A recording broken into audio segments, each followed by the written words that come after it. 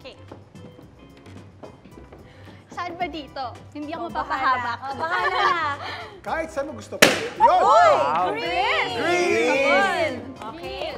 Okay, the question is, Cams, Yung totoo, nakakaramdam ako ng inggit tuwing nakikita ko ito sa ibang tao. Kasi wala ako nito. Ito ay... ano ito?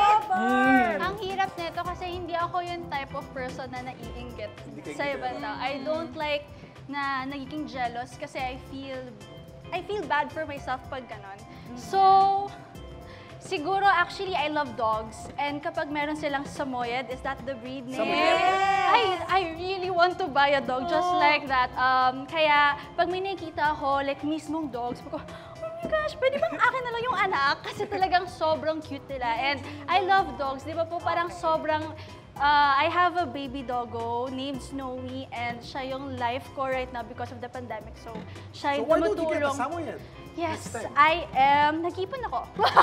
Yes, pag-iipunan ko siya kasi nakaka-inggit talaga. Pero kung sa inggit talaga, I It's don't more of like a nai-inspire ka. Yeah, nai-inspire. Instead of being jealous, mas better na nai-inspire ka. Yeah. Tama? Next one, Mars. Okay. Okay. Next one is Lian. Yes. Hindi talaga ako magaling sa ganito, kaya mapapalaban tayo dito. Alam mo si Leah, nakikita ko papuntang beauty queen ko. Kaya nga. Nahiya ako, sana ganun nga. Okay, go Leah. Let's go. One shot.